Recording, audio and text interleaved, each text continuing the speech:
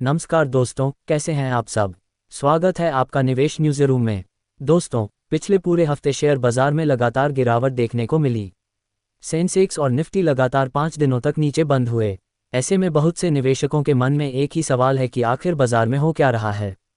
क्या ये गिरावट अभी और बढ़ सकती है या फिर यह निवेश का अच्छा मौका बन सकता है। दरअसल इस समय बाजार पर कई चीज़ों का असर पड़ रहा है।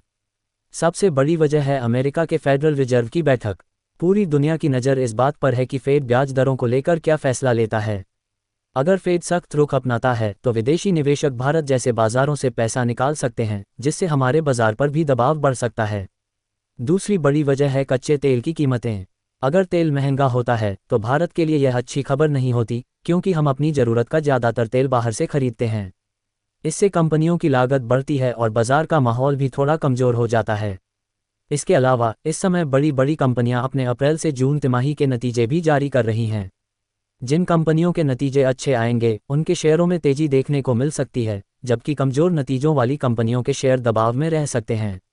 इसलिए आने वाले दिनों में बाजार में उतार चढ़ाव बना रह सकता है। एक और दिलचस्प बात यह है कि पिछले सप्ताह देश की टॉप 10 कंपनियों के मार्केट कैप में करीब 2.74 लाख रुपए करोड़ की कमी आई। यानी बड़ी कंपनियां भी इस गिरावट से अछूती नहीं रहीं। अब सवाल यह है कि एक आम निवेशक को क्या करना चाहिए। अगर आपका निवेश लंबी अवधि के लिए है तो केवल कुछ दिनों की गिरावट देखकर घबराने की जरूरत नहीं है। अगर आप हर महीने सीप करते हैं तो उसे जारी रखें। और अगर आपके पास अतिरिक्त पैसा है तो एक साथ पूरा निवेश करने के बजाय थोड़ा थोड़ा करके निवेश करना बेहतर हो सकता है। याद रखिए, शेयर बाजार में गिरावट हमेशा बुरी खबर नहीं होती। कई बार यही गिरावट लंबे समय के निवेशकों के लिए अच्छे अवसर लेकर आती है। लेकिन किसी भी शेयर में पैसा लगाने से पहले उसकी गुणवत्ता और कंपनी की स्थिति जरूर देखें।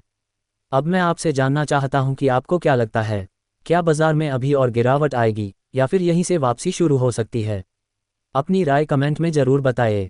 अगर आपको ऐसी ही आसान भाषा में शेयर बाजार की खबरें और निवेश से जुड़ी जानकारी पसंद आती है तो निवेश न्यूज़ रूम को सब्सक्राइब करना मत भूलिए। मिलते हैं अगली वीडियो में। धन्यवाद।